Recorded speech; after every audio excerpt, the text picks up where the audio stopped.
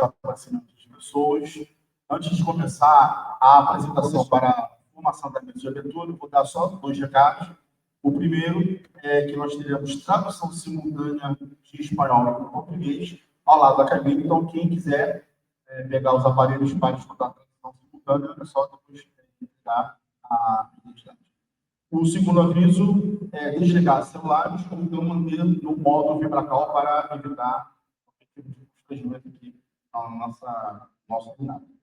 Com isso posto, vou começar então a chamar os nomes para a composição da mesa de abertura do primeiro seminário latino-americano de desaparecimento de pessoas. Chamo aqui à mesa Adriano Moreira de Araújo, mestre em Sociologia pelo programa de pós-graduação pela UFRJ e coordenador executivo da Associação da Casa. Chamamos também Nalaine Mendonça Pinto, professora associada do Departamento de Ciências Sociais e do Programa de Pós-Graduação da Universidade Federal do Rio de Janeiro. Chamamos também José Cláudio Souza Alves, doutor em Sociologia pela USP, professor titular do Departamento de Ciências Sociais da Universidade Federal do Rio de Janeiro.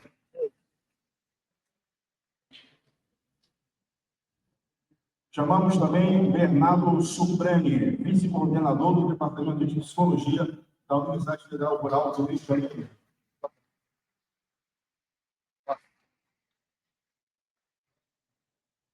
Chamamos também o deputado federal Raymond Ottoni, presidente da Comissão de Direitos Humanos, Minorias e Igualdade Nacional da Câmara.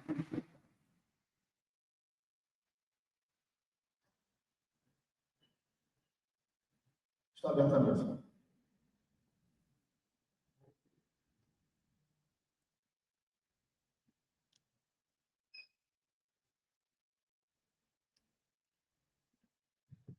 Bom dia a todas, a todos e a todas. Saúdo a composição desta mesa, especial aos professores da UFRJ, professora Nalaine Pinto, José Cláudio Souza Alves e Bernardo Supreme.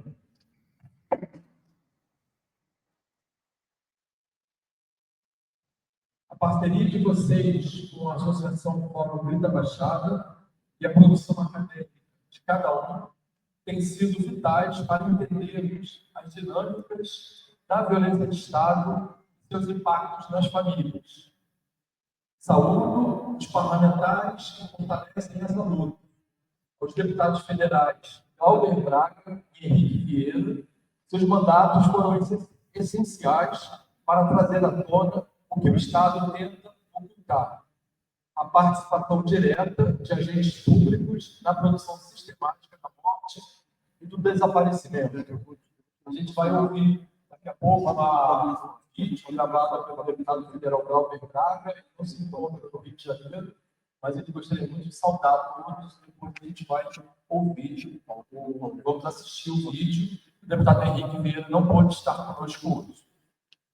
Foi o apoio via emendas parlamentares que viabilizou este seminário. O livro Vidas Interrompidas, e as estratégias de social no marco da economia. Destaco também o trabalho da deputada estadual Dani Monteiro, estratégica na pauta da perícia independente e na visibilidade dos desaparecimentos forçados no Rio de Janeiro. E deixo minha gratidão ao deputado federal Raymond, presidindo a Comissão de Direitos Humanos da Câmara, tem acolhido as dores e as demandas das mães com coragem e sensibilidade. É simbólico estarmos aqui para o primeiro seminário latino-americano sobre desaparecimentos forçados. Ir na academia, movimentos sociais, coletivos de mães e representações internacionais desse espaço é, por si só, um ato de resistência. Ao olharmos a programação, vemos o tamanho de nosso desafio. Discutiremos não apenas as feridas persistentes da escravidão e das ditaduras militares, mas a atualidade macabra dos desaparecimentos em plena democracia formal. Uma democracia que não chega às favelas e periferias. O maior inimigo é o silêncio. O Desaparecimento forçado é um crime que não cessa, é a tortura contínua. Como veremos no painel 1, a violência no campo e nas cidades segue uma lógica de extermínio que carece de responsabilização. Temos o desafio da investigação e da perícia, muitas vezes abandonadas, negando às famílias o direito básico ao luto e à verdade. O avanço está na luta de coletivos de mães e familiares, organizações de direitos humanos, pesquisadores e sujeitos políticos. Estamos aqui trocando experiências com a Argentina, o México e a Colômbia. A presença das mães da Praça de Maio, das mães da Sé, do Rio e da Baixada Fluminense mostra que nossa solidariedade não tem fronteiras a elas. E a luta pela memória de seus filhos e entes queridos perto uma salva calorosa de palmas para todas as mães presentes no campo.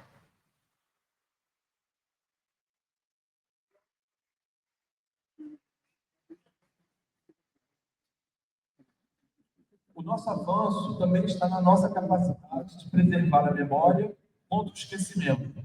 O lançamento do livro de Augusto Ferrilo sobre as balas clandestinas, a exibição do filme Desova e a exposição de bordados da professora, pesquisadora e artista Edna Bravo são ferramentas para disputar a história e falar a partir de outros gramáticos. Lembro que a exposição Gestos da Memória, científico como prova de Edna Bravo, está no hall dos espelhos. Então, convido todos depois a acompanharem e a estarem presentes na exposição. Para encerrar, desejo que este seminário não seja apenas um espaço de fala, mas de construção. E daqui saiam recomendações concretas para a atenção à saúde social, mobilizações legislativas e para a perícia criminal independente, entre tantas outras medidas. Lembro que o Brasil, apesar das condenações na Corte Interamericana dos Direitos Humanos, não tem até hoje uma legislação voltada especificamente ao desaparecimento forçado das pessoas. Também não temos dados oficiais sobre esse fenômeno e, consequentemente, políticas públicas de Estado que sejam dirigidas especificamente a essa cruel realidade. No Brasil, boa parte das ações mais importantes voltadas à atenção social, por exemplo, a mães e familiares de pessoas afetadas pela violência de Estado, são realizadas pela sociedade civil ou decorrem de cobranças da sociedade civil. Que nossa indignação seja combustível para encontrar os desaparecidos e garantir a não repetição dessa prática hedionda que atinge sobretudo a população negra. Por verdade, por memória, por justiça, por reparação e pela não repetição. Muito obrigado.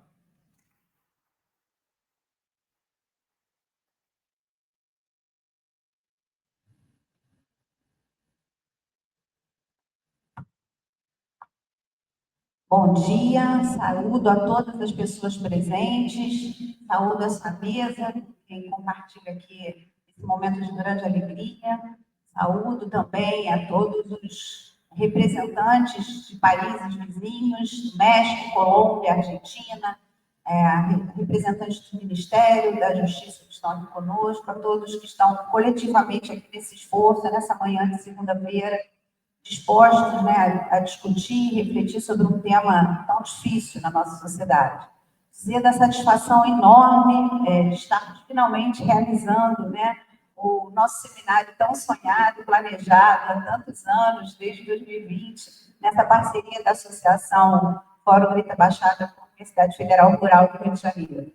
Esse projeto de pesquisa e de extensão sobre desaparecimentos forçados teve início no ano de 2020, permitiu a construção dessa parceria de pesquisadores com o coletivo do Fórum Grita Baixada. Desde então, nós avançamos muito na pesquisa e na extensão, produzimos inúmeras frentes de trabalho, produzimos o livro Desaparecimentos Forçados, o documentário de Desova, que será exibido aqui, 2 audiências públicas na Câmara dos Deputados, uma audiência na Alerj, aqui do Rio de Janeiro, também viajamos a convite da Miséria para a Alemanha este ano, com uma equipe do Brasil apresentando o filme em 7 cidades da Alemanha. Produzimos uma cartilha que todos os senhores e senhoras receberam, uma cartilha de orientação às famílias, vítimas de desaparecimento. Vamos lançar esse ano um livro, em 2026, em março, sobre dinâmicas criminais na Baixada Fluminense. O pesquisador Augusto Perillo vai lançar hoje um livro sobre as valas clandestinas na Baixada Fluminense. Ele também foi produtor do podcast Luto Não É Para Todos. Fizemos também sessões de arte e terapia com mães e familiares em 2020, reeditamos agora em 2025 um projeto de atendimento psicossocial através da arte e terapia. Contamos também, desde 2024, com 10 mobilizadores bolsistas da universidade que atuam nas cidades da Baixada Fluminense, articulando com o filme, com o livro, identificando vítimas e familiares do desaparecimento. Finalmente, estamos aqui realizando um seminário também que planejamos há tantos anos. Então, tudo isso é um esforço coletivo de alguns anos, trabalhando em parceria e com o financiamento de emendas parlamentares do deputado Marcelo Freixo, Glauber Braga e Pastor Henrique, do qual nós agradecemos. Gostaria de agradecer imensamente a toda a nossa equipe de pesquisadores, Jaqueline, Amanda, Caleb, Augusto, Rafaela, professores Luciana, Marcelo, Bernardo. Agradecer a toda a equipe da CIGEM, que está aqui conosco nos dando suporte. Agradecer a equipe do Colégio Brasileiro de Arte do UFRJ, que me cedeu esse espaço. Agradecer a toda a equipe do Fórum da Baixada também, as pessoas do Fábio e da Thaís. A todas as pessoas que aceitaram o nosso convite para estarem aqui conosco, ocupando as mesas, participando do GT, de todas as atividades. Meu muito obrigada. Nós temos aqui nesses 2 dias um enorme desafio de coletivamente construirmos aqui estratégias, ações, reflexões, diretrizes que possam servir de orientações aos tomadores de decisão, aqueles que fazem as políticas públicas, bem como também construir um diálogo com as polícias civis e militares que lidam com o cotidiano também dos desaparecimentos. Desejamos aqui apontar a importância também do atendimento psicossocial e do acolhimento a todas as mães e familiares e a construção de protocolos de atendimento. Quando falamos do desaparecimento forçado, não estamos falando apenas em alguém que some, estamos falando de uma tecnologia do terror, uma forma de violência que envolve omissão, silêncio e a seletividade do Estado. Muitas pessoas associam esse tema a ditaduras latino-americanas, e, de fato, elas foram marcadas por essa prática, no Brasil e em toda a América Latina. No Brasil, foram essas famílias de desaparecidos políticos que deram visibilidade a esse problema. Nós precisamos também ampliar o nosso olhar. O desaparecimento não começou, também não terminou na ditadura. Desde o período colonial, o poder se firmou pela capacidade de matar e desaparecer corpos, principalmente racializados. O terror colonial não era só físico, mas simbólico. Ele produzia medo, estigmas e imagens que justificam a dominação. Hoje, o desaparecimento continua sendo um problema grave social, atravessado por falhas nas instituições e disputas de responsabilidade entre famílias, polícia e Estado. Muitas vezes, a ausência de uma pessoa vira, ao mesmo tempo, um problema de família, um problema de segurança pública. Esse jogo de empurra evidencia a falta de uma política pública e, em muitos casos, a pessoa desaparece, mas também desaparece o Estado.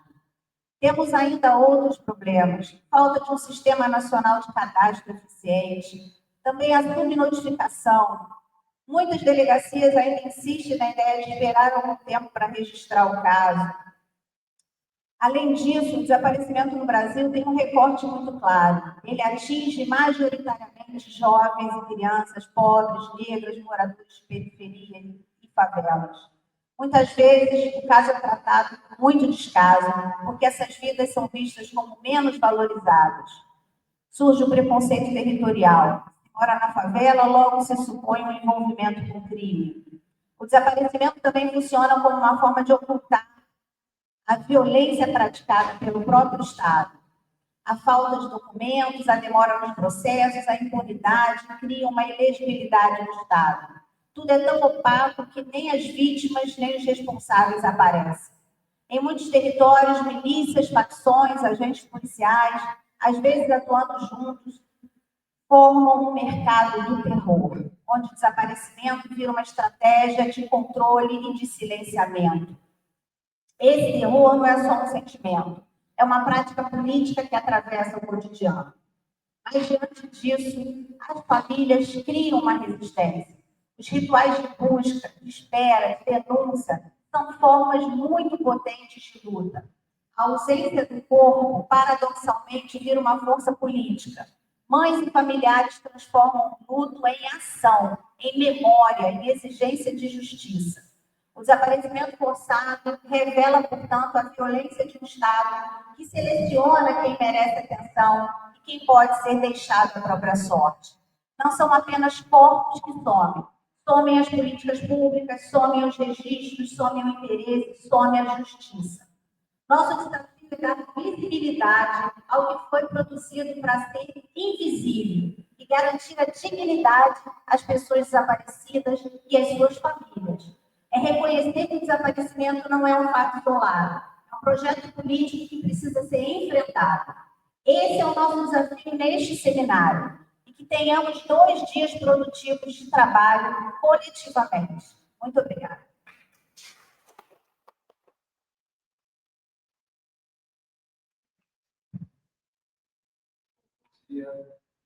Agradecer aqui nessa mesa, agradecer a todos os presentes, né? Saudar a mesa, saudar a Adriana, companheira de longa data na passada, a Anne, companheira de rural, amiga aqui nesse trabalho já há muito tempo, Teimon, que hoje cumpre seu papel como deputado federal, discutindo esse tema, Bernardo Subrani, amigo e companheiro também da Rural, saudar pessoas que eu conheço aqui na plateia, Jan Simon, lá da Alemanha, Holanda, está aqui conosco. Prazer de vir aqui, muito bom. Silmar, a Deise saiu, Fábio aqui, as pessoas que são alunos da Rural, não vou lembrar o nome agora de você, mas as pessoas, Simone, da UNB, está aqui também, professora, companheira. Dizer que o que nos mantém aqui em pé, sustentados nessa busca, são pessoas que estão aqui. São pessoas como Índios e Débora, que tem sua luta pela busca do seu filho e do amigo dele há tantos anos. Renata, busca o seu filho. Zenaide, busca o seu filho. Então, as pessoas nos sustentam, nos mantêm. Nós só existimos porque a força, a coragem, a dignidade dessas pessoas nos mantém aqui. Uma sociedade que se transformou nisso que nós somos, ela há muito tempo perdeu o seu sentido, a sua dignidade, a sua capacidade de ser, de fato, uma sociedade. Hoje vivemos um mundo em autodestruição e onde a morte e o desaparecimento de pessoas vira dinheiro, vira voto, vira projeto político, vira ganho. O governo desse Rio de Janeiro, o governo desse Estado é exatamente isso. Quem acompanha os últimos acontecimentos dessa cidade sabe que é transformar homicídios, assassinatos, desaparecimentos em palanque eleitoral. Então, é esse o nosso universo, é esse o nosso mundo. Quando eu levanto, sei da história de Zidete, de Renato, de Zenaide, e quando eu convivo com elas, eu sei que não é isso, de fato, nós buscamos. Nós buscamos uma outra sociedade, um outro projeto de país, um outro sonho de relações entre pessoas. Tem as pessoas que vieram de outros países aqui, que têm muito a nos ensinar, que elas já lutam também muito com isso, México, Colômbia, Argentina. As pessoas que estão conosco aqui vieram para nos orientar, nos dar força, nos dar calango, para que nós possamos seguir nesse país. Um país duro, um país assassino, um país discriminador, racista, que massacra a população na periferia. Nós assistimos todos os dias esses cenários de mortes aplaudidas, desaparecimentos aplaudidos. Hoje, matar e desaparecer gente pobre, preta, elencar essas pessoas, elencá-las como assassinos, como bandidos, como vagabundos, isso virou hoje palanque nesse país. E a extrema-direita avança nesse país com esse discurso, um discurso de ódio cada vez mais duro, cada vez mais difícil. As pessoas não dialogam mais, as pessoas atacam, nós todos somos atacados diariamente por uma luta, por um outro tipo de sociedade. Então, ter vocês aqui para nós é uma alegria, é uma força, é uma capacidade de nos manter caminhando nisso. E para encerrar minha fala, eu queria... Tem coisas na vida que a única coisa que a gente pode fazer é estar de pé diante daqueles que sofrem e dar nosso apoio, nosso sustento para aqueles que lutam, que nunca desistiram. Então, eu queria pedir, nós de pé, desse 1 minuto por Isidete, Renata e Zenaide, que são mães desaparecidas. E outras mães, tem outras mães e parentes desaparecidos aqui, por favor. Qual o seu nome? Tássio. Mônica. Vitória. 3 desaparecidos, Vitória. Então, tem mais gente. Maria. Você. E tem mais alguém ali? Mais 2. Quem são? Maria Leila e Carlos. Então, o nosso silêncio nesse momento, Fabiola, nosso momento nessa hora é dizer, nós estamos de pé aqui diante do que vocês são, nós reconhecemos a luta de vocês, a dor de vocês, e nós podemos fazer, sermos testemunhos fiéis de que vocês são o que vocês são, um exemplo para nós, para que nós possamos continuar.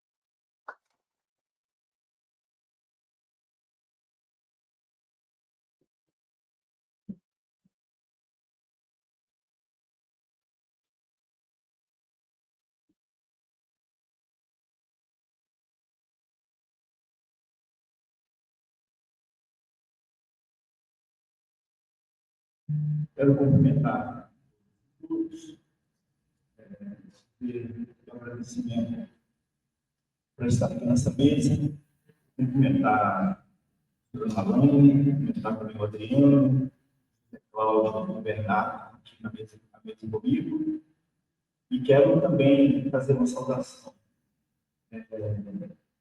na figura e na pessoa da Renata, da Mônica, todas as mulheres e homens, todas as famílias que convivem permanentemente com esta dor. Quero cumprimentar também o Conselho Nacional de Direitos Humanos, o conselheiro Carlos Nicodemos está aqui conosco, a nossa Comissão de Direitos Humanos da Câmara dos Deputados, o coordenador da nossa comissão, Rodrigo Monteiro, e cumprimentar cada um e cada um. Quando o Zé Cláudio pediu que a gente levantasse a mão os que tinham desaparecido da família, eu lembrei do SUS, quando a gente pergunta quem é o usuário do SUS, a gente espera que todo mundo levante a mão, né? Fiquei com vergonha de levantar a mão, mas quando o filho da Renata, quando o avô da Mônica, quando o filho da Claudete, ele é desaparecido, esse desaparecimento forçado e assassinado, violentado pelo Estado, todos nós somos.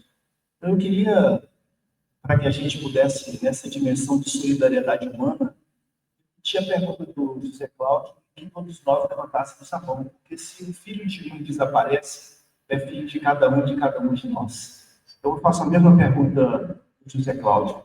Quem aqui está violentado pelo desaparecimento forçado de sua família?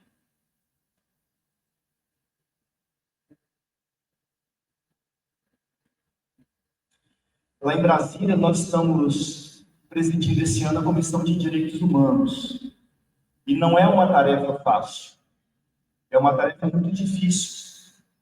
Porque dentro da Comissão de Direitos Humanos, Vitória, há quem defenda a continuidade da tortura. Dentro da comunidade de direitos humanos, Renata, há quem diga que o Brasil não tem racismo.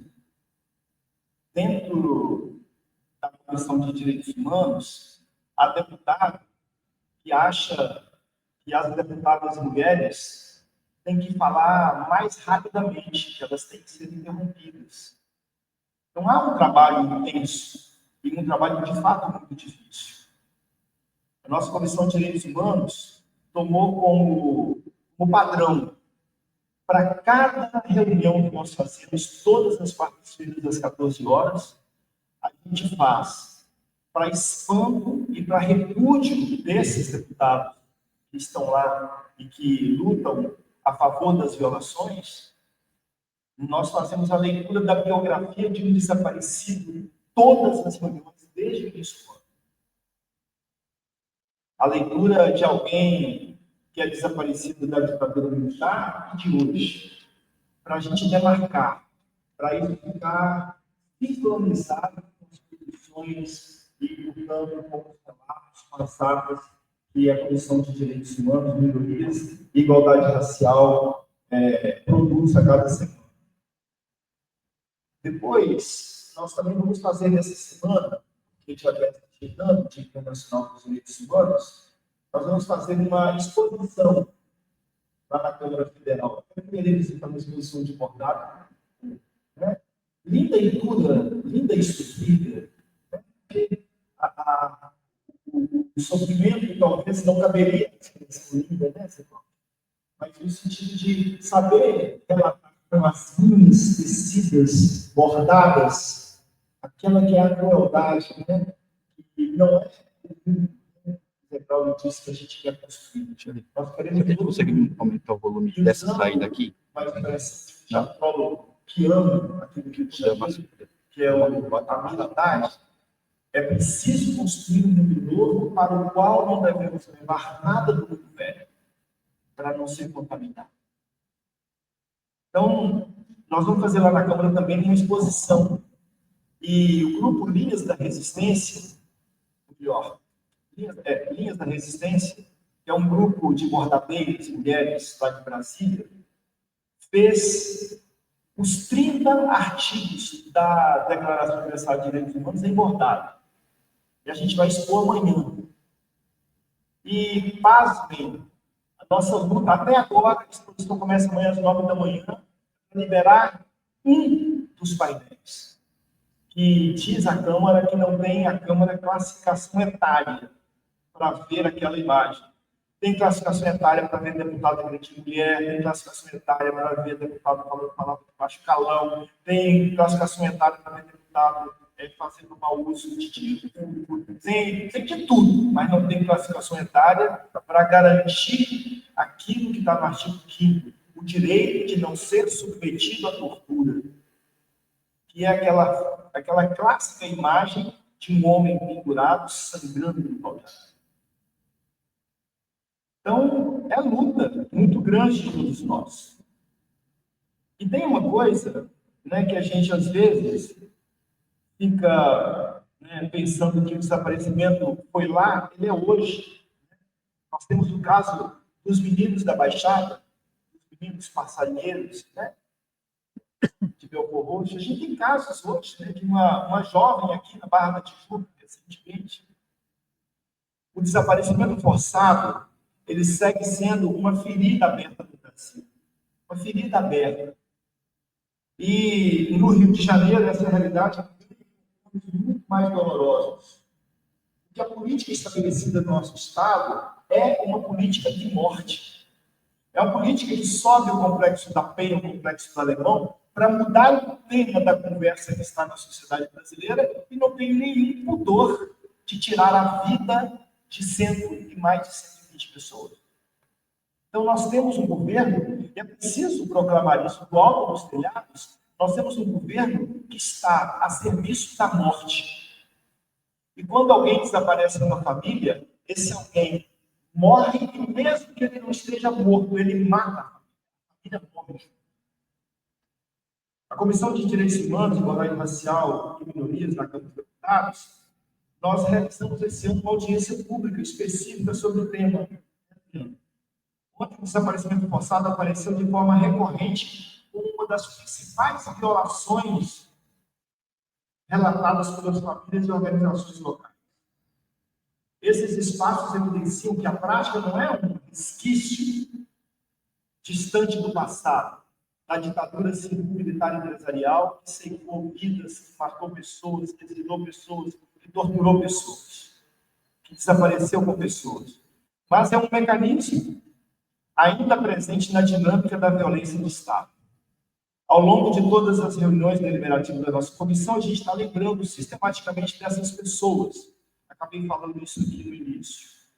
Mantemos viva a memória de vítimas como a Maria e Patrícia Amieiro, as jovens da Luta das Mães de Acari, tantos outros nomes que seguem sem resposta. Essa prática de memória não é apenas simbólica. É parte de um compromisso institucional de afirmar que nenhuma ausência será naturalizada. Nenhuma. E que cada caso representa uma violação de direitos humanos, o Estado brasileiro tem o dever de reconhecer, investigar e reparar, para que nunca mais aconteça. Neste processo, houve também diálogo com o deputado Orlando Silva, que relata na Comissão de Constituição e Justiça um PL que tipifica o desaparecimento forçado no ordenamento jurídico brasileiro. A construção dessa legislação é fundamental para romper com a tradição da impunidade que marca esses crimes, permitindo enfrentar tanto o legado da ditadura quanto as violações praticadas na democracia. O avanço dessa pauta representa um passo decisivo para que as famílias finalmente deixem de depender apenas da própria luta, para que as famílias não dependam apenas do próprio esforço, de uma mãe que, às vezes, vive numa comunidade que precisa do tráfico para recolher seu filho, para fazer memória do seu filho e da sua família não se apagar, mas que precisa também ter o respaldo da lei. Eu, essa semana, estava refletindo, professor, sobre consciência e desejo. E aí eu fiquei pensando, poxa, o que os teóricos falaram? O que Freud falou? O que Durkheim falou? O que Foucault falou? E eu fui ler um pouquinho e queria abandonar tudo isso das teorias da psicologia, da psicanálise, da sociologia, e trazer um pouco daquilo que é sentimento, às vezes, quando a gente ouve essa palavra, consciência e desejo, mas sem pensar nas soluções teóricas, pensar mesmo assim, no instinto mesmo da gente. Nós precisamos, claro, ter consciência, mas nós precisamos ser movidos por uma vontade, que é aquela vontade de âmbito, sabe? Visceral, de a gente construir uma outra sociedade. A gente precisa desse desejo, né? A palavra talvez não cabe porque a gente foge lá para os teóricos, mas não, esse desejo mesmo, eu quero, eu não só tenho consciência, mas eu quero, eu preciso, eu desejo. Isso é imperativo para a gente construir uma sociedade diferente. Desejo que esses 2 dias aqui sejam para isso, para a gente, para a gente ajudar a sociedade a ter mais consciência, mas que não seja só consciência, que seja uma vontade mesmo, um desejo de mudar os quadros e de a gente avançar com a democracia, com a soberania, com os direitos humanos. Deixo o meu abraço, meu carinho, meu afeto a cada uma e a cada um de vocês. Muito obrigado.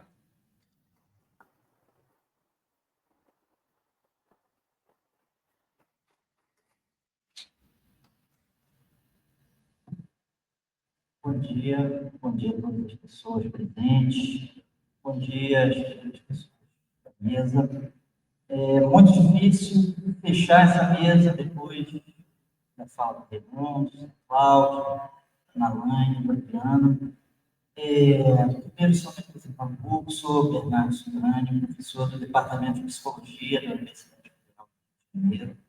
Eu vou fazer uma fala muito rápida, né, as coisas mais importantes foram trazidas aqui.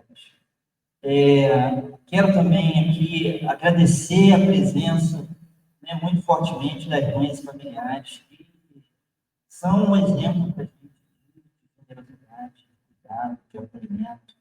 E eu quero encaminhar minha fala um pouco nesse sentido, né? Eu faço parte do projeto, Marcelo, principal também, parte da nossa equipe de estudantes também veio, projeto junto com o Fórum da Baixada, mais recentemente junto com a pesquisa do professor Chicão, da professora Alaine. É um projeto que busca exatamente, a partir dessa situação terrível, né, do desaparecimento forçado, do assassinato, né, de jovens negros pelas forças policiais, pela polícia. Lembrando como foi, né, trazido aqui, que estamos há um mês da maior chacina da história do Brasil, né, uma chacina que foi usada e vem sendo usada, né, como foi dito aqui, como um espetáculo de campanha, né, mostrando o quanto o fascismo está arraigado e espalhado na sociedade. Mas eu quero caminhar para o outro lado, não o lado do combate a essa realidade terrível, sim, mas não mais por um outro lado, do lado da atenção psicossocial, mas entendendo aqui a atenção psicossocial a mães e familiares, né, vítimas dessa violência, como um processo de reativação de outros afetos, como o Raimundo trouxe aqui, dos afetos da solidariedade, do cuidado, da possibilidade da manutenção e do fortalecimento dos vínculos ligados pela empatia, pela amorosidade, pelo reconhecer-se do outro e por um projeto, um projeto de Brasil, de sociedade, de América Latina, que é um projeto que se faz cuidando uns dos outros, né? Porque combater essa violência, que no nosso caso, né, tem raízes, né, coloniais, mas que também é reatualizado todo dia pelo projeto neoliberal, projeto ultraliberal e neocolonial que vem sendo fortalecido desde o norte, mais do que a gente sabe de nossos representantes aqui, e que a gente fala da violência do Estado, mas a gente também, né, como o Raimundo está aqui, nós estamos aqui, somos parte também desse Estado. Esse Estado também está em disputa, ele também é nosso.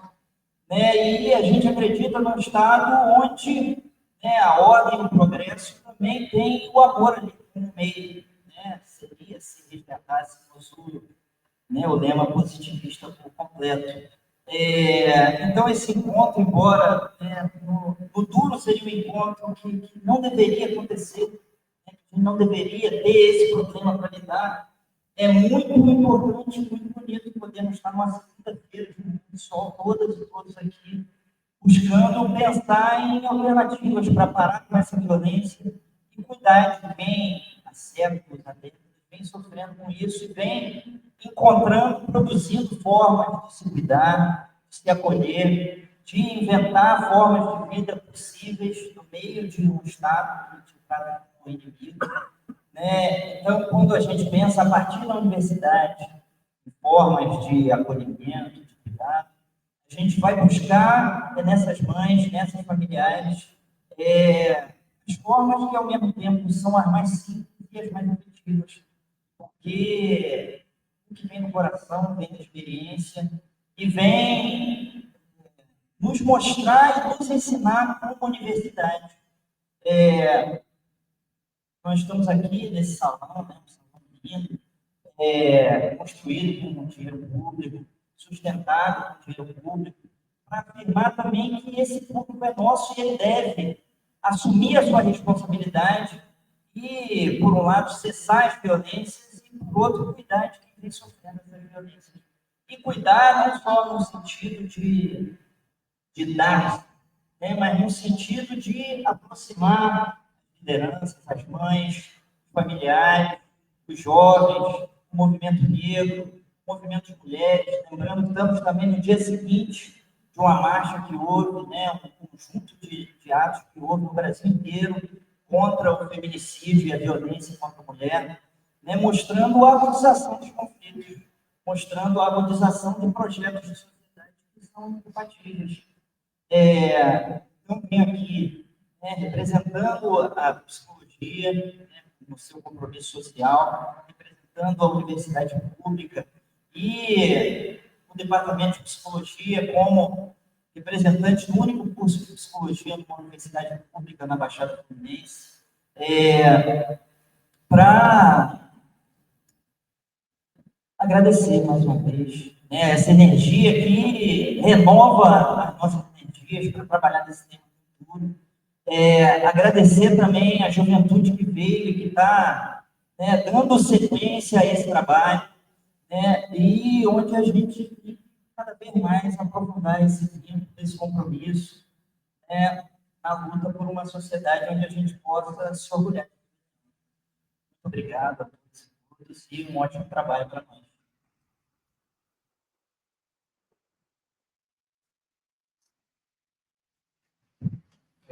Agora nós vamos assistir um pequeno vídeo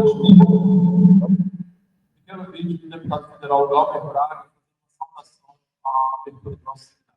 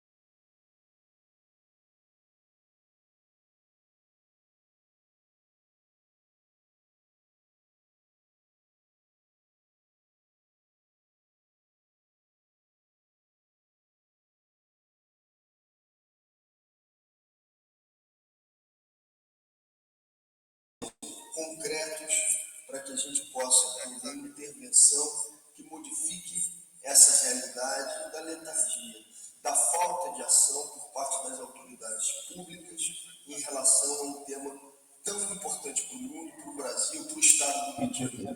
Eu muito obrigado. Daquilo que fica pactuado, combinado no seminário. Um abraço grande.